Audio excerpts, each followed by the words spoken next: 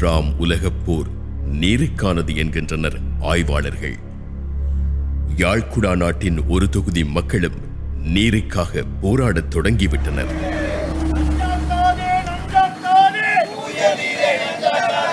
யாழ்ப்பாணத்தின் மிக தொன்மையான பூர்வீக குடியிருப்புகளை கொண்டதே வலிகாமம் வடக்கு பிரதேசத்திற்குள் வருகின்ற சுன்னாகம் வலயம். கந்தரோடை, மாவட்டபுரம் என்று இலங்கையின் வரலாற்று தொடக்கங்களுடன் தொடர்புபட்ட இடங்களை சுன்னாகம் கொண்டிருக்கிறது. மறுபக்கம் கீரிமலை, உடுவில், இணுவில் என்று யாழ்ப்பாண தமிழ் பண்பாட்டின் தொடர்ச்சியையும் சுன்னாகம் பேணி வருகின்றது. கருத வரலாற்றை எடுத்து பார்த்தால் இந்த பிரதேசம்தான் முதலிலே கடலிலிருந்து மேலுயர்த்தப்பட்டு தோற்றப்பட்ட இடமாக இருக்கிறது. மற்ற பிரதேசங்கள் பின்னர் உருவாக்கப்பட்டவையாக இருக்கின்றன. எனவே வலிகாமம் தான் உண்மையில் யாழ்ப்பாண குடாநாட்டின் உயிர் நாடி என்று சொல்லக்கூடிய அளவுக்கு முக்கியமான பிரதேசமாக உள்ளது. வலிகாமத்துக்கு கீழே இருக்கின்ற நன்னீர் வில்லை என்று இருக்கிறது. ஒவ்வொரு பிரதேசத்துக்கும் நன்னீர் வில்லைகள் இருக்கின்றன. அதாவது இது மயோசின் கால சுண்ணாம்பு பாறையால் ஆன பிரதேசம். அதை நான் கொஞ்சம் விளக்கமாக சொல்ல வேண்டுமாக இருந்தால், மன்னார் தொடக்கம் பரந்தன் முல்லைத்தீவு இணைக்கின்ற கோட்டுக்கு மேலே இருக்கின்ற வடமேற்கே இருக்கின்ற அத்தனையும் குடாநாடு உட்பட மயோசின் கால சுண்ணாம்பு பாறையால் ஆனது. இது ஒரு காலத்தில் கடலிலிருந்து மேல்வெத்தப்பட்டது. அந்த அந்த அந்த பிரதேசம் பின்னர் மணல் படிவுகளால் உருவாக்கப்பட்டு இந்த இன்றைய நிலையை அடைந்திருக்கிறது. இந்த யாழ்ப்பாண குடாநாடு மிகவும் முக்கியமானது.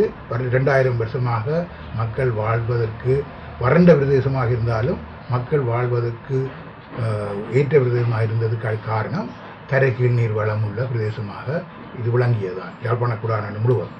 யாழ்ப்பாண குடாநாட்டிலே வடமாகாணத்திலே இருக்கின்ற மக்களிலே 75% மக்கள் இங்கே இருப்பதற்கு அடிப்படை காரணமும் இந்த தரைக்கீழ் நீர் வளம் தான். அதாவது எங்கட வாழ்வின் இருப்பு என்பது 2000 வருஷமாக இந்த தரைக்கீழ் நீர் வளத்தில்தான் இருந்திருக்கிறது. எனவே அதுவே முக்கியமான பெரிய பரப்பை கொண்டதான் வலிகாமம் பிரதேசம். வலிகாமம் வடக்கு பகுதிகளுக்கு புவிசார் அரசியல் முக்கியத்துவம் உண்டு.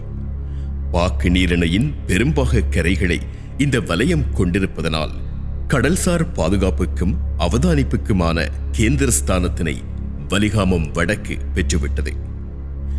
இன்றும் நாளையும் எப்போதும் நீடிக்கக்கூடிய புவிசார் அரசியல் போட்டியில் சிக்கிக்கொண்ட ஆசிய நாடுகளின் மையங்களுக்குள் இதுவும் ஒன்று. இவ்வாறான வரலாற்று, பண்பாட்டு, அரசியல் செழிப்புக்கு சுன்னாகம் வலயத்திற்குள் வருகின்ற நிலமும் சுத்தமான நிலத்தடி நீருமே பிரதான காரணம். இது கொடுக்க குறைவுபடாத விவசாயிகளின் நிலம். கிட்டத்தட்ட 6000 ஹெக்டேர் கொண்ட இந்த நிலப்பரப்புக்குள் 2 லட்சத்துக்கும் அதிகமான மக்களின் வாழ்வியல் இருப்பு கொண்டுள்ளது. அது இங்கிருந்துதான் ஆரம்பமாகி ஏனைய பகுதிகளுக்கும் பரவுகின்றது.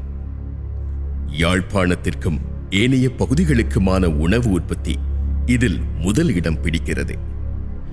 எனவே சுன்னாக வலயத்துக்குள் நிகழும் அனைத்து அபாயங்களும் யாழ்குடாவின் முழு பகுதிகளையும் அதிரச் செய்யக்கூடியன, அழிக்கக்கூடியன. வலிகாமம் நாங்கள் எடுத்தால் அது எங்கள் நூற்றாண்டு காலமாக மக்கள் அங்கே சிறந்து வாழ்ந்து பயிரிட்டு தங்கள் குடிக்கிறதுக்கும் மற்றும் வேறு பாவனைகளுக்கும் அந்த நீரை பாவித்து அந்த மண்ணோடு வாழ்ந்த வரலாறு இருக்கிறது. அதில் அந்த அடிப்படையாக அந்த நீர் அங்கே இருந்தபடியே தான் மக்கள் அவ்வளோ சிறந்து வாழக்கூடியதாக இருந்தாங்க. அப்போ அந்த நீர் பாதிக்கப்படும் பொழுது அந்த முழு வரலாறு அங்கே மாறப்போகுது. முழுதாக ஒரு சமூகத்தின் வாழ்க்கை முறை, நாளாந்தம் அவர்களின் செயற்பாடுகள். அப்போ அவர்கள் பாதிக்கிற அந்த நீர் இப்போ குடிக்கிறதுக்கு, சமைக்கிறதுக்கு, தங்களை துப்புரவுப்படுத்துறதுக்கு, அது அங்கே பயிர் செய்கள், அவர்களுடன் இருக்கிற மிருகங்கள் மற்றும் தாவரங்கள் இவை எல்லாம் அந்த நீரில் தங்கி இருக்குது. அங்கே மாசுபடுதுன்னா அப்போ அதெல்லாம் அது ஒரு பரந்த முழு வாழ்க்கை முறையே மாற்றக்கூடியது. அப்படி யாழ்குடாவையே அதிரச் செய்யும் ஓர் அபாயத்தை தான் சுன்னாகம் இப்போது எதிர்கொள்கிறது. நிலத்தடி நீருக்குள் கழிவுயில் கலந்துவிட்டது. ஆரம்பத்தில் நாங்கள் அந்த தண்ணியிலே தூசுகள் வழக்கமாக படர்வது உண்டு. அது இந்த வழியில் உள்ள தூசுகளாக இருக்கலாம். அப்படிதான் நாங்கள் அதை அக்கறையெல்லாம் விட்டது. அப்புறம் அந்த தூசுகள்லேருந்து அப்புறம் ஒரு எண்ணெய் கசிவு மாதிரி மேலே பறந்தது. அதுக்கு இந்த எங்களுடைய பரிசோதனைகள் மூலம் நாங்கள் ஒரு கல்லை போட்டு பார்த்தோம். அந்த கல்லை போட்டு அந்த தூசு விளத்தினால் திரும்ப வராது.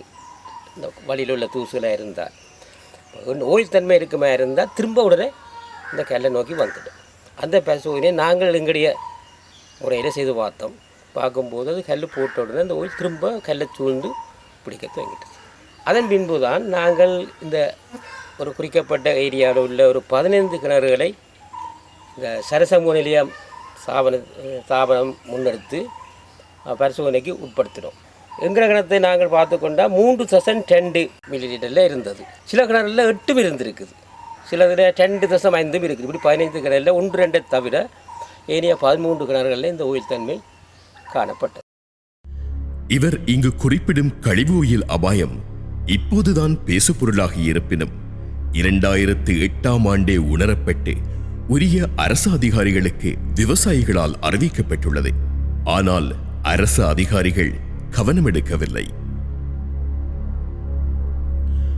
அவ்வாறு கண்டுகொள்ளப்படாமையின் விளைவு யாழ் குடாநாட்டுக்கு நீர் கொடுக்கும் 4 நிலத்தடி நீரோட்ட பாதைகளிலும் பிரதானமானதும் மிக பெரியதுமான வலிகாமம் நீர்ப்படுக்கைக்குள் கழிவு ஓயில் பறந்துவிட்டது. அது வலிகாம வலயத்தின் பல பகுதிகளுக்கும் பரவியிருக்கின்றது.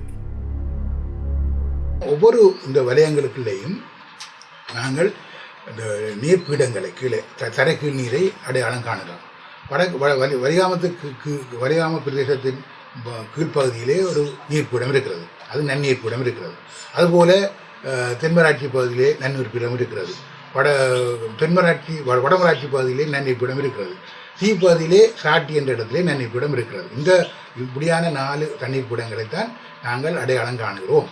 இந்த இதிலே மிக முக்கியமானதும் மிகவும் கூடிய பரப்புகளை கொண்டதும் வலிகாமம் நன்னீர் பிரதேசம்தான். இந்த நீர்ப்படுக்கைக்குள் எப்படி கழிவுயில் கலந்தது? கடந்த 5 வருடத்தில் ஒரு வருடத்தில் 80,000 லிட்டர் கழிவு ஓயில் இந்த 150 அடி ஆழத்தில் நீர்ப்படுக்கைக்குள் வலிகாமன் நீர்ப்படுக்கைக்குள் ஒரு வருடத்தில் 80,000 லிட்டர் படி கடந்த 5 வருடத்தில் 4 லட்சம் லிட்டர் உள்ளுக்குள் பூத்தப்பட்டிருக்கிறதாக தகவல்கள் தெரிவிக்கின்றன.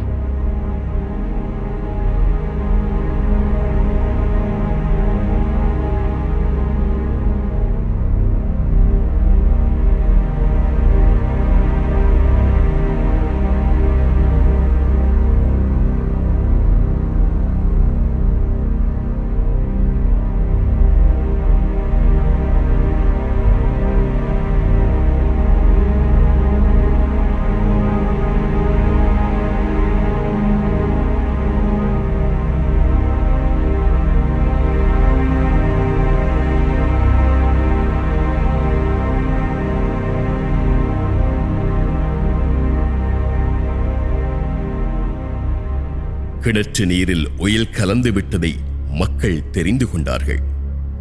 அங்கொன்றும் இங்கொன்றுமாக கிணற்றுக்குள் ஒயில் கலந்திருப்பதைக் கண்டு கொதித்தார்கள். தண்ணி பிரச்சனை வந்திருக்கு. இப்போ 3 மாதம் தான் இங்கே எங்களுக்கு தெரியும். இந்த தண்ணிக்கு ஓயில் இலக்கண்டி சொல்லி அதுக்கு பிறகுதான் கொண்டு வந்து டேங்குகள் வச்சு அதிலேருந்து குடி கொண்டிருக்கிறோம். இது கனகாலமாக நடந்து கொண்டு இருந்திருக்குது. ஆனால் எங்களுக்கு அதை பற்றி தெரியாத விட்டபடியால் நாங்கள் அதைத்தான் பாவிச்சு கொண்டோம், குடித்தோம், இதண்டோம், எல்லாம் செய்தோம். நாங்கள் அந்த ஓயில் தண்ணியை நாங்கள்லாம் குடிச்சோங்க. இந்த காலம் போச்சுது. இனி இருக்கிற பிள்ளைகளுக்கும் மற்றவைக்கும் என்னென்ன நடக்க போகுதுன்னு தெரியாது. முதல் சாப்பாடும் தண்ணியும் தான் முக்கியம். சாப்பாடும் கூட ஆண்டினா சாப்பிடவும் இல்லாது, தண்ணி கூட ஆண்டினா மனிதன் குடித்தாலும் அவன் இருக்கவும் இல்லாது. அதே தண்ணியை குடிச்சு ஒரு இருமலும் மிச்சு குத்தும் வந்து நாங்கள் தெல்லிப்பள்ளி ஆஸ்பத்திரியில் இருந்தேன். அதுக்கான அத்தாட்சி இருக்குது. அந்த வருத்தத்துக்கு இதெல்லாம் ஏற்பட்டு வேண்டும். இப்போ அதை தண்ணியை டெஸ்ட் பண்ண அப்புறம் தெரியும் கிணத்துக்கு ஓயில் இருக்குன்னு. விவசாயத்துக்கு உதவாது இந்த தண்ணியை நேராது விவசாயத்துக்கு வைக்கணும். இந்த வெங்காயம் எல்லாம் மேல் கருக்கல் பிடிக்குது, மற்றபடி கோவா எல்லாம் புள்ளி விழுகுது. அப்படி விவசாயத்துக்கே உதவாது. இப்போ கட்டுறதுக்கு கூட எடுக்க வேணான்னு சொல்லி நம்ம உண்மையான மேசன் மாதிரி சொல்லினா கட்டுறதுக்கே பாவிக்கப்படாதான் ஓயில் கலந்தது என்ற நொய்து போமாம் கட்டுறேன். இப்போ சீமந்து குழச்சி கட்டேக்க ஆயில் கலந்தாண்டா அதில் ஒரு தன்மை குறையுமா, இறுக்கம் வராது. அண்மையில் அங்கே ஒரு வீடு இருக்குது, சதாசிவம் என்பவருடைய வீடு. அதில் அவர்கள் அந்த வீட்டில் இருக்காமல் வேறொரு அயல் கிராமத்தில் உள்ள வீட்டில் இருக்கினோம். அவைக்கு 2 வீடோ 2-3 வீடு இருக்கிற மாட்டோம். அங்கே போயினோம். அந்த வீட்டில் வாடகைக்கு யாருமே குடி வருவது இல்லை. அந்த தண்ணியில் ஓயில் மனம் கூட இருக்குது, ஓயில் கலந்த மனமும் இருக்குது. எங்களுடைய கிணத்துல ஓயில் கலந்துருக்கிறதால எனக்கு குடித்த உடனே கண் இமையெல்லாம் கடிக்கும். என்னோடய வைப்புக்கு உடம்பு முழுக்களும் கடி. அதால் இப்போ அவருக்கு வைத்தியம் செய்து கொண்டு தான் இருக்கிறோம். மற்ற கண் எரியுது, இதிலெல்லாம் வெள்ளை பிடிக்கும் தோலில் முதலாவது. அதை விட இவே தண்ணி வைக்கணும் தானே, இந்த தண்ணி தனியாக குடிக்கிறதுக்கு மட்டும்தான் வைக்கணும். இப்போ எங்களுக்கு கால்நடைகள் இருக்குது, கோழி இருக்குது, நாய் இருக்குது, அதுக்கெல்லாம் எந்த விதமான இந்த தண்ணியை அதுக்கு வைக்கிறதால அதில் பாதிப்பு வருது. அடுத்தது இங்கே எல்லாம் சின்ன குழந்தை பிள்ளைகள் இருக்குது, 6 மாதம் 1 வயது பிள்ளைகள். அதுக்கெல்லாம் இந்த தண்ணியில் குளிப்பாட்டினால் எப்படி இருக்கும், இதை சிந்திக்க வேணும். தற்சமய சூழ்நிலையில் பார்க்க போனால் நாங்கள் எங்களோட ஊரை விட்டு வெளியெல்லாம் போக வேண்டிய சூழ்நிலாம் பிறந்திருக்குது. ஏன்னா ஒட்டுமொத்தமாக போக வேண்டிய சூழ்நிலாம் பெறும். ஏன்னா இது ஏதாவது ஒன்று செய்யாட்டி இப்போ கட்டாயம் இதை செய்து தர வேணும். ஆனால் இவையெல்லாம் என்னென்று கேட்டால் ஒவ்வொரு ஆக்களும் பின்னடித்து கொண்டு நிற்கிறோமே ஒழிய யாரும் முன்னுக்கு நின்று செய்கிற அளவில் இல்லை. அதான் இந்த முக்கிய பிரச்சனை. இப்போ ஏற்கனவே எங்களுடைய பிஹெச்ஐ மாதிரிலாம் இதை செக் பண்ணியிருந்தால் அந்த கீழே போயிருக்கா என்று அவைக்கு அதிகாரம். இப்போ நாங்கள் போய் பவசனுக்குள்ளே பார்க்க இயலாது. எம்ஓஜுக்கோ பிஹெச்ஐக்கோ போய் பார்க்கக்கூடிய டேலண்ட் இருக்குது. அவை சட்டத்தின்படி பார்க்கலாம், அவையெல்லாம் பார்க்கல. அப்போ இங்கே வாட்டர் சப்ளை ஒரு கிணத்துல இருந்தால் கந்தூரோடைய தண்ணி போனது. அந்த தண்ணி குடித்தால் எண்ணெய் மனம்தான் வரும். இதை வாட்டர் சப்ளை டெஸ்ட் பண்ணி தெரிஞ்சு கொண்டே பொக்கனை என்ற இடத்துல கொண்டே இப்போ அங்கே இது தண்ணி எடுத்தினோம். அது இப்போ அது எண்ணெயோ என்னவோ எனக்கு தெரியாது. ஆனால் இதை வெளியிடையில அவை கேட்க சொல்லினா உங்களோட பகுதிக்கு நாங்கள் அறிவிச்சு போடுறோம்ண்டு எங்களுடைய ஆகணும். இதாவது மூடி மறைக்கப்பட்ட ஒரு விஷயம். இதால தான் நாங்கள் இன்றைய கஷ்டப்படுறோம். இல்லாட்டி வேலைக்கே எல்லாருக்கும் தெரிஞ்சிருக்கும். மக்கள் இந்த பிரச்சனையின் விபரீதத்தை விளங்கிக் கொண்டு எதிர்ப்பு போராட்டங்களில் ஈடுபட்டனர். இன்று இங்கே ஒரு அடையாள உண்ணாவிரத போராட்டம் ஒன்றிலே ஈடுபட்டு கொண்டிருக்கிறோம். நானும் வேறு வைத்தியர்களும் மேலும் பல்வேறு அமைப்புகளும், பல்கலைக்கழக மாணவர்கள், பாடசாலை ஆசிரியர்கள், மாணவர்கள் போன்ற பல்வேறு வகைப்பட்டவர்களும் இங்கு இந்த போராட்டத்தில் ஈடுபட்டிருக்கிறார்கள். உங்களுக்கு தெரியும், அண்மை காலமாக யாழ் குடாநாட்டிலே இந்த நிலத்தடி நீரானது எண்ணெய் கசிவினால் மாசுபட்டு கொண்டிருக்கிறது என்றதனான ஒரு பிரச்சனை ஒன்று உருவாகியிருந்தது. அந்த பிரச்சனை மெதுவாக பெரிதாகி இன்று ஒரு மிக பெரிய ஒரு முக்கியமான ஒரு பிரச்சனையாக வளர்ந்து உள்ளது. நேற்று கிடைத்த தகவலின்படி இந்த நிலத்தடி கழிவு எண்ணெய் ஆனது நீரினுள் கலந்து தாவடி, இணுவில், கொக்குவில் போன்ற பகுதிகள் வரைக்கும் சென்றுள்ளது சுன்னாகத்திலிருந்து. இந்த நீரை பருகுவதால் ஏற்படும் அபாயங்கள் குறித்தும் நீண்டகால நோக்கிலான உடல் உள பாதிப்புகள் குறித்தும் பல்வேறு தரப்பினரும் ஊடக சந்திப்புகளை நடத்தினார்கள். 150 கிணறுகளில் மேற்கொள்ளப்பட்ட ஆய்வில் 109 கிணறுகளில் கழிவு ஓயில் கலந்திருப்பது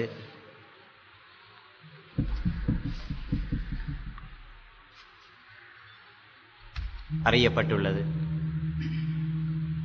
இது மேலும் பல இடங்களுக்கு விஸ்தரிக்கப்படும் தன்மை காணப்படுகிறது. இந்த வலிகாமம் நீர் படுக்கையில் இந்த ஓயில் கலந்து குடிநீர் மூலம்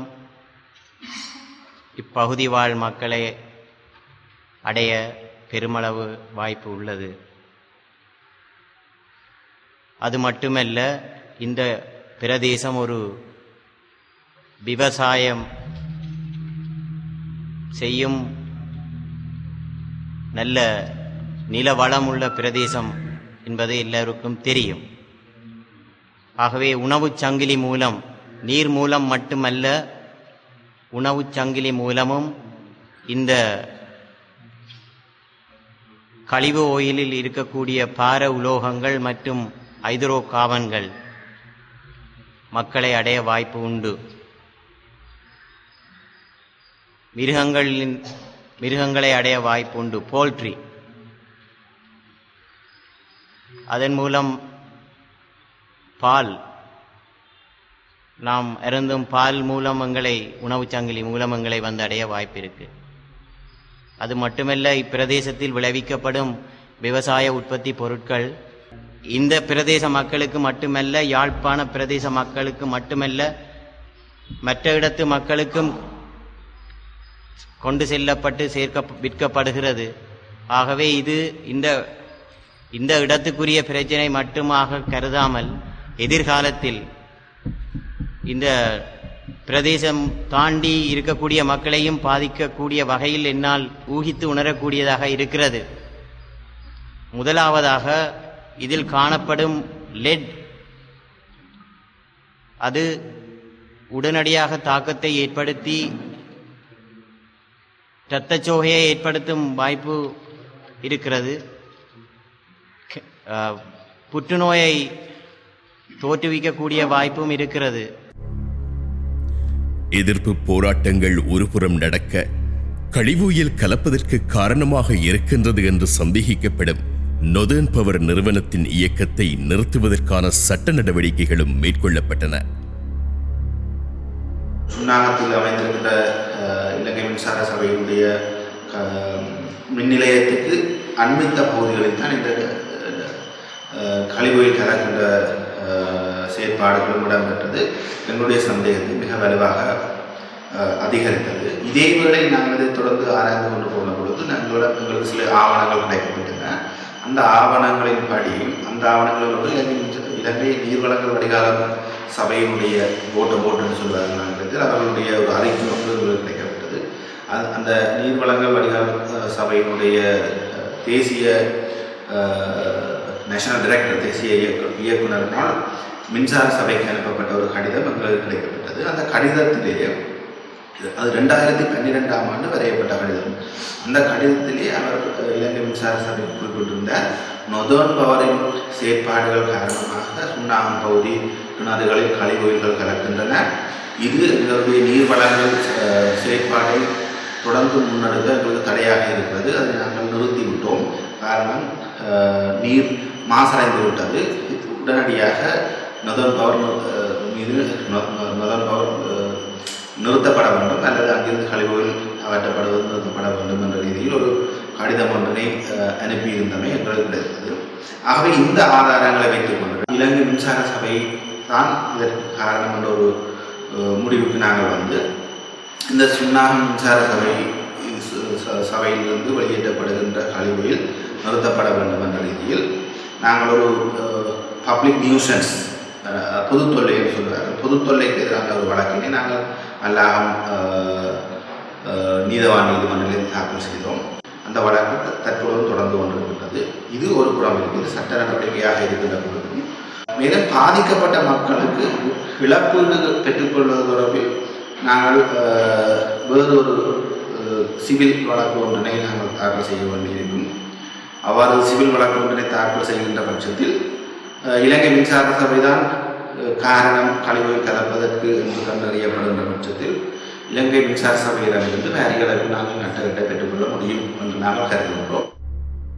மல்லாகம் நீதிமன்றத்தில் விசாரணைகள் நடைபெற்றுக் கொண்டிருக்கையில் சுற்றுச்சூழல் பாதுகாப்பு அமையம் என்கின்ற அமைப்பு இலங்கை எரிசக்தி அமைச்சர் சம்பிக்க ரணவக்கவுடன் நடத்திய பேச்சுவார்த்தைகளில் குறித்த நிறுவனத்தின் பணிகளை நிறுத்தும்படி அமைச்சின் உத்தரவு பிறப்பிக்கப்பட்டது. நடந்த போராட்டங்கள் தமிழ் மக்களை பிரதிநிதித்துவப்படுத்தும் வடக்கு மாகாண சபையின் பொறுப்பான அமைச்சுக்களை கேள்வி கேட்டது. அப்படியொரு பிரச்சினை இல்லை என்று மறுத்து வந்த அரசு அதிகாரிகளின் பேச்சுக்களுக்கு முற்றுப்புள்ளியாக சுற்றுச்சூழல் வடிகாலமைப்பு சபையின் ஆய்வறிக்கை கிணறுகளில் அதிகளவு வீதத்தில் ஆயில் கலந்திருப்பதை உறுதிப்படுத்தியது. அதன் பின்னர் குழுக்களை அமைப்பதற்கும் ஆய்வுகளை மேற்கொள்வதற்கும் இறங்கினார்கள். நீர்வளங்களில் மாற்று ஏற்பாடுகளை செய்தார்கள். மறுபுறத்தில் இப்படியொரு சுற்று நிருபம் அரசு அதிகாரிகளுக்கு அனுப்பப்பட்டது. போராட்டங்கள் தொய்வடைந்தன. நீர்வளங்களிலும் ஊழல் நடந்ததாகவும் மாணவர்களுக்கு வழங்கப்பட்ட குடிநீரில் கழிவுயில் கலந்திருந்ததாகவும் ஆதாரப்படுத்திய குற்றச்சாட்டுக்கள் பாதிக்கப்பட்ட மக்களால் முன்வைக்கப்பட்டன. ஆனாலும் இலங்கையின் முதல் சமூக வலைத்தள புரட்சியொன்றினை இந்த போராட்டத் தொய்வுகள் ஏற்படுத்தின. தூய நீரை பெறுவது மற்றும் விழிப்புணர்வை ஏற்படுத்துவது என்ற விடயங்களுக்காக அரசியல் கலப்பற்ற போராட்டம் ஒன்றை கொழும்பில் நடத்த இளைஞர்கள் அழைப்பு விடுத்தார்கள். இப்பிரச்சனை தொடர்பாக கொழும்பில் இந்த கவன ஈர்ப்பை நாம் மேற்கொள்ள தீர்மானித்ததற்கு காரணங்கள் பல இருந்தன. ஒன்று, இந்த பிரச்சனை தொடர்பில் மக்கள் மத்தியில் எவ்வித விழிப்புணர்வோ அவதானமோ இல்லாமல் இருந்தது. பிரச்சனையின் தீவிரத்தன்மையையோ ஏன் சிலர் இப்படி ஒரு பிரச்சனை நடந்து கொண்டு இருக்கின்றது என்பதையோ பலர் அறியாதிருந்தனர். அவர்கள் மத்தியில் இப்பிரச்சனையை கொண்டு போய் சேர்க்க வேண்டிய கடைப்பாடு நமக்கு இருந்தது. மேலும் மக்கள் பிரதிநிதிகள் என்று அழைக்கப்படும் அரசியல்வாதிகளோ யாராக இருப்பினும் அவர்கள் இந்த பிரச்சனை தொடர்பில் எவ்வித முன்னெடுப்புகளையோ ஒரு தீர்வை பெற்றுக் கொடுப்பது தொடர்பிலோ எந்த நடவடிக்கைகளையும் எடுக்காத சந்தர்ப்பத்தில் மக்களுக்காக மக்களே களத்தில் இறங்க வேண்டிய தேவைப்பாடு மிக பலமாக உணரப்பட்டது. எனவே இச்சந்தர்ப்பத்தில் விழிப்புணர்வை ஏற்படுத்தவும் இந்த பிரச்சனை தொடர்பில் பாதிக்கப்பட்ட மக்களுக்கு ஒரு தற்காலிக தீர்வை உடனடியாகவும் நிரந்தரமான தீர்வை நீண்டகால நோக்கிலும் பெற்றுக் கொடுக்கும் எண்ணத்தில் தான் இப்படியான ஒரு கவன ஈர்ப்பு நிகழ்வை ஏற்பாடு செய்திருந்தோம். உண்மையில் ஏராளமானோர் கலந்து கொண்டிருந்தனர். முற்றுமுழுதாக சமூக வலைத்தளங்கள் மூலம் ஒழுங்கு செய்யப்பட்ட ஒரு அரசியல் களப்பற்ற நிகழ்வு என்பதால் எங்கள் பிரச்சனை தொடர்பில் களத்தில் இறங்கி செயற்பட எண்ணற்ற இளைஞர்கள் முன்வந்திருந்தமை உண்மையில் ஒரு சந்தோஷமான விடயம். ஊடகங்களின் உதவி எமக்கு ஒரு பெரிய பக்கபலமாக அமைந்திருந்தது. அன்று எமது கோரிக்கைகள் உள்ளடங்கிய பிரசுரங்கள் மும்மொழியிலும் வழங்கப்பட்டது. வந்திருந்தவர்கள் தொடக்கம் வீதியால் சென்றவர்கள் தொடக்கம் அனைவருக்கும் நாம் வழங்கினோம். எமது கோரிக்கை அடங்கிய மகஜரை நிகழ்வுக்கு வந்திருந்த அனைவரும் காண்பிக்கப்பட்டு ஒப்பங்களும் பெறப்பட்டன. ஜனாதிபதி மற்றும் பிரதமரை இப்பிரச்சனை தொடர்பில் சந்தித்து பேசும் ஏற்பாடுகள் நடைபெற்று வருகின்றன. வலிகாமம் வலய நிலத்தடி நீரில் ஒயில் கலந்தமைக்கு காரணம் என்று சொல்லப்படுகின்ற நிறுவனமும் தம்மீது சுமத்தப்பட்ட குற்றச்சாட்டுக்களை மறுத்து வந்தது. தடை நீடிப்பை விலக்கும்படி நீதிமன்றத்திடம் கோரியது. தமக்கும் இந்த பிரச்சனைக்கும் தொடர்பில்லை என்று மீள மீள வலியுறுத்தியது. எல்லா நீதிமன்றங்களோட முதல் நாளே நான் குறிப்பிட்டது அந்த நீதிமன்றத்தில் இதுக்கு விஞ்ஞானபூர்வமான ஒரு டெஸ்ட்டை செய்து ஒரு எக்ஸ்பர்ட் எவிடன்ஸ் ஒன்றை செய்து அதன் மூலமாக தெரியப்படுத்துறது முழுக்க முழுக்க பொருத்தமானதாக இருக்கும்னு நாங்கள் நினைக்கிறோம். சொன்னால் வலிகாம் பிரதேசம் முழுக்க நிலத்தடி நீர் பாதிக்கப்பட்டிருக்கு கூறப்படுகின்றது. ஆனால் எத்தனை கிணறுகள் முறையான முறையில் சோதிக்கப்பட்டது எங்களுக்கு தெரியாது. இப்போ இதையும் நாங்கள் நீர் வாட்டர் போர்ட் அல்லது என்வயர்மெண்டல் அத்தாரிட்டி அவை வாட்டர் போர்ட் தான் அந்த டெஸ்டிங்கை செய்து கொண்டிருக்கணும். அதோட ITI வேறு நிறுவனங்கள் 2-3 இன்ஸ்டிடியூஷன் இதில் செய்து தொடங்கியிருக்கணும்.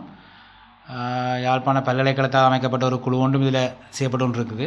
ஆனால் அதை விட நாங்கள் அந்த டெஸ்ட் ரிப்போர்ட்டில் முறையான இதில் செய்து அதாவது எவ்வளவு விரைவாக செய்ய முடியுமோ அவ்வளோ விரைவாக செய்து அதை வெளிப்படுத்துறதன் மூலம் இந்த மக்களுக்கு அந்த பாதிக்கப்பட்ட பிரதேசங்களில் உள்ள மக்களுக்கு ஒரு தெளிவான அறிவுறுத்தலை கொடுக்கலாம். டெஸ்ட் ரிப்போர்ட் ஒன்றும் இல்லாமல் அவர்களை குழப்பத்துக்கு மேலே குழப்பத்தில் ஆழ்த்தி கொண்டு போகாமல் ஒரு முடிஞ்ச விரைவில் டெஸ்ட் ரிப்போர்ட்டை கொடுப்பமா இருந்தால் அது இதுக்கு ஒரு நல்ல ஒரு பாசிட்டிவ் சைனாக பார்க்கலாம். அதை நாங்கள் பிரச்சனையின் அபாயகரமான நிலையை உணர்ந்த வடக்கு மாகாண சபை என்ன செய்தது? குடிநீர் தாங்கிகளை சந்திக்கச் சந்தி நிறுவி நீர் வழங்கியது வடக்கு மாகாண சபை. அந்த குடிநீரிலும் விஷம் கலந்தது ஒரு கூட்டம்.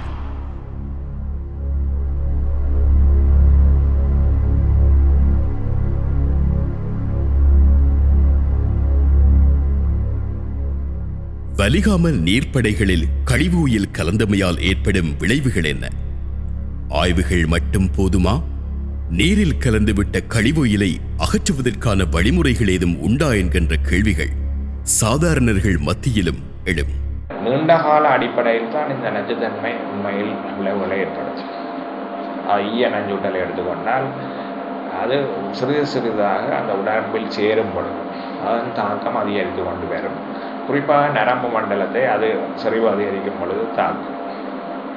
அப்போ அதனால் தான் சொல்லுகிறோம் சிறு பிள்ளைகளில் இந்த ஈய நஞ்சூட்டல் வந்து அதிக அளவு தாக்கத்தை ஏற்படுத்தும். இப்போ சிறு பிள்ளைகளில் அவர்கள் இந்த ஈயம் கலந்த தண்ணியை குடித்து கொண்டு வந்தால் அவர்களுக்கு ஏற்படும் பாதிப்பு வந்து மிகவும் அதிகமாக இருக்கும். ஆனால் ஆரம்ப நிலையில் இதெல்லாம் கண்டுபிடிக்கிறது கஷ்டம். ஏன்னா மிக குறைந்த அளவு சரிவில் ஈயம் இருந்தால் அது வந்து குருதிச்சோகை போன்ற நிலைமையை குருதியில் ஏற்படுத்தும். வேறு எந்த அறிகுறியும் தெரியாது. ஆனால் நாளடைவில் அதாவது இந்த பாதிப்பு வெளியே தெரிய வர பல வருடங்கள் எடுக்கலாம். ஏற்கனவே 2-3 வருடங்களாக இந்த பாதிப்புகள் ஏற்பட்டிருக்கலாம். ஆனால் உடனடியாக இது தெரிய வராது.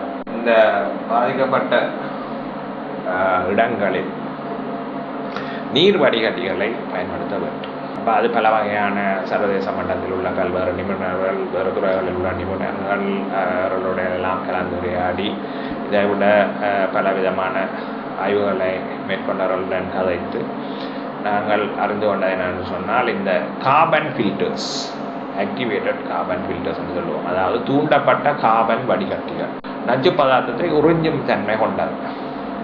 கார்பன் கட்டிகள் அந்த காலத்திலேயே அது சொல்லுவார்கள், அந்த சாப்பாட்டில் கார்பன் கட்டி இருந்தால் கறிக்கட்டி ஒன்று வச்சா அந்த சாப்பாடு பழுதாகாது என்று சொன்னால் அந்த கார்பனுக்கு அந்த தன்மை இருக்குது. வடிகட்டி முறைகள் பல இருக்கின்றன. நானோடெக் உட்பட பல வகையான தொழில்நுட்பங்கள் பயன்படுத்தப்படுறதுனா இலங்கைக்கு நாங்கள் சொல்லுகிறோம், இந்த இலங்கை வந்து உண்மையில் இந்த சிரட்டைக்கரியை ஏற்றுமதி செய்யும் ஒரு நாடாக இருக்கிறது.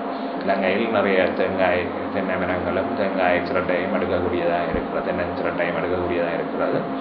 அப்போ இதை வந்து நாங்கள் மலிவான முறையில் அவற்றை எரித்து அந்த கார்பன் கட்டைகளை இந்த ஃபில்டரில் நீர் வடிகட்டிகளில் போட்டு அதுக்குரிய வரைபடம் கூட நாங்கள் செய்து வைத்திருக்கிறோம். அதாவது உரிய அந்த துறையை சேர்ந்த நிபுணர்களுடன் சேர்ந்து இதை மலிவான முறையில் 1000-2000 ரூபாய்க்குள்ள ஒவ்வொரு வீட்டிலையும் இந்த வடிகட்டிகளை நிறுவலாம். நீண்டகால நோக்கில் இந்த பிரச்சனை ஏற்படுத்தப் போகும் அனர்த்தங்கள் எவ்வாறு இருக்கும் என்பதையும், யாழ்ப்பாண பண்பாட்டு தளத்தில் இது நிகழ்த்தப் போகும் விளைவுகள் குறித்தும் அறிவுஜீவிகள் பேசத் தொடங்கியிருக்கின்றனர். பாதிக்கப்பட்ட பகுதியை அனர்த்த வலயமாகவே பிரகடனப்படுத்த வேண்டும் என்கின்ற கோரிக்கைகளும் முன்வைக்கப்படுகின்றன. கொஞ்சம் வளமான நிலமண்ட மட்டும் இங்கே கூட அந்த காணின்ற விலை கூடுதலாக போகிறது. இப்போ திடீரென காணின்ற விலை குறைஞ்சது மட்டும் இல்லாமல் காணியை யாருக்கும் வாங்கவே விருப்பம் இல்லை. மற்றது எதிர்காலத்தில் நீண்ட கால போக்கில் நாங்கள் இங்கே பார்த்தோம்னு சொன்னால் இங்கே இந்த யாழ்ப்பாண அமைப்பில் சீதன முறை ஒன்று இருக்குது, வீட்டோடு சேர்ந்து சீதனம் கொடுக்குறது. அப்போ இந்த இங்கே உள்ள சுண்ணாரில் காணி வீடு கொடுத்தா யாருமே ஏற்றுக்கொள்ள முடியாத சந்தர்ப்பம் ஏற்பட்டதுக்கு இப்போவும் சொல்லியிருக்கணும், சுண்ணாத்து காணியோ வீடோ எங்களுக்கு வேண்டாம்ன்ற மாதிரி சில பேச்சுவார்த்தைகளில் அடிபட்டிருக்கிறதாகவும் அறியும். மக்களில் இருக்கிற ஒரு எதிர்பார்ப்பும் இப்போ ஒரு இடத்துல நம்பி அவர்கள் நீண்ட கால இதோட வாழ்ந்தவர்கள் இவ்வாறு மாறி இன்னொரு புதிய இடத்துல போய் திரும்பவும் வாழ்க்கையை அமைக்கணும்னா அவர்களின் மனநிலையிலேயும் ஒரு சிறந்த அந்த அர்த்த நிலை, எதிர்காலத்தை பற்றி ஒரு அந்த இருக்கிற நம்பிக்கையில் ஒரு மாற்றம், இப்போ இவையும் சில குழப்பங்களே ஏற்படுத்தலாம். இப்போ இவ்வாறு பல விளைவுகள் வரலாம். நாங்கள் எல்லாத்தையும் கூறுவது கஷ்டம்.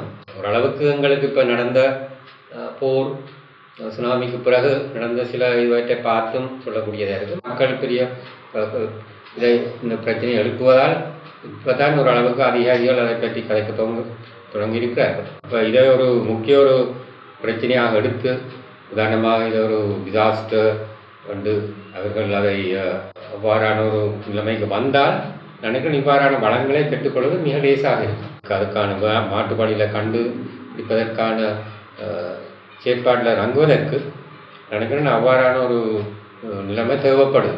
அப்போ தெற்கில் பெரியல நடந்தது போல் அவர்களின் அந்த நீர் இது மாசுபடுத்தப்பட்டதால் அங்கே இருக்கிற அந்த நிறுவனத்தால் மாசுபடுத்தப்பட்ட மக்களே அந்த பிரச்சனையை கையில் எடுத்து நடவடிக்கை எடுக்க வேண்டி ஏற்படுது. இங்கேயும் அதே தான் நிலைமை போல் எனக்கு தோணுது. இப்போ மக்கள் தான் தங்களோட கிணறுகளை பார்த்து அங்கே இருக்கிற அந்த எண்ணெயை கண்டு நடவடிக்கை எடுக்க தொடங்கி இருக்கணும். அப்போ முதலே இதை பற்றி தெரிஞ்சு இதை பற்றி இவ்வாறு இதில் நடக்குதுன்னு தெரிஞ்சிருந்தும் அதிகாரத்தில் இருந்தவர்கள் அதை ஓரளவுக்கு மூடி மறைச்சிருக்கிறார்கள் என்றுதான் இப்போ நாங்கள் கருத வேண்டியிருக்கோம்.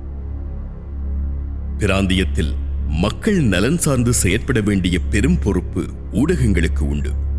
அதிலும் யாழ்ப்பாண மக்களை அதிகம் சென்று சேர்கின்ற அச்சு ஊடகங்கள் இந்த பிரச்சனையில் எடுத்த நிலைப்பாடு பல்வேறு தரப்பினரையும் சரியான ஊடகம் ஒன்று இல்லை என்கின்ற வெறுமையை உணர வைத்தது. உண்மையில யாழ்ப்பாண ஊடகங்களை பொறுத்தவரையில ஒரு திருப்திகரமாக இந்த கழிவோயில் கலந்த குடிநீர் பிரச்சனை தீர்வதை தான் நான் நம்புறேன்.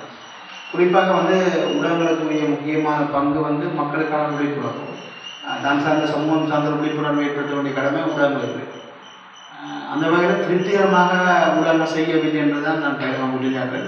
குறிப்பாக பிரச்சனைகளை பற்றி சொன்னாங்க. பிரச்சனைகளை பற்றி உழவுக்காக நாங்கள் தளம் அமைத்து கொடுக்குறாங்க அந்த மக்கள் கருத்து தெரிவிக்கிறதுக்கு.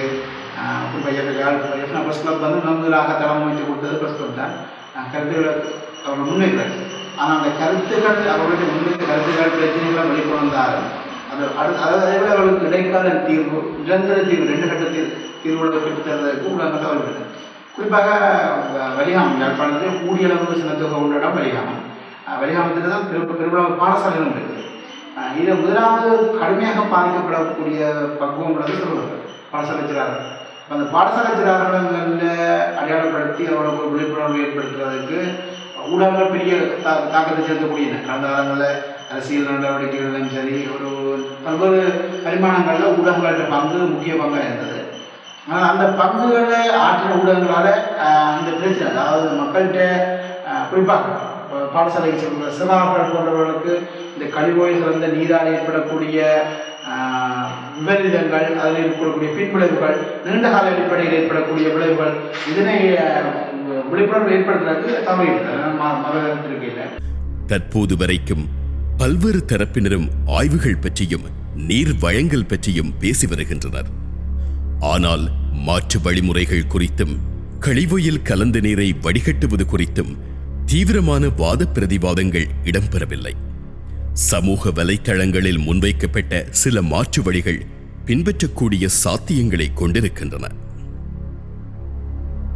வலிகாமம் வலயத்தை தொட்டிருக்கும் இந்த சுற்றுச்சூழல் பேரனர்த்தம் நீண்டகால நோக்கில் மிக பாரதூரமான விளைவுகளை ஏற்படுத்தும். ஆனால் அதற்கான விழிப்புணர்வு எந்த தெருமுனைகளிலும் நடந்ததாக தெரியவில்லை. இந்த தண்ணீரில் உயிரை கொல்லும் நச்சுப் பொருட்கள் இல்லை என்கின்றது வடமாகாண சபை நடத்திய ஆய்வறிக்கை. எனவே இந்த நீரை குடிக்கலாமா, குடிக்க கூடாதா? நீண்டகால நோக்கில் உடலியல் பாதிப்புகள் நிகழுமா, நிகழாதா? அதிகாரமுடையவர்கள் தரப்பிலிருந்து ஆணித்தரமான பதில்களின்றி கேள்விகள் நீள்கின்றன. ஆனாலும் அரசியல்வாதிகளை தடை செய்த மக்கள் போராட்டங்கள் மட்டும் முனைக்கு முனை முளைத்துக் கொண்டிருக்கின்றன.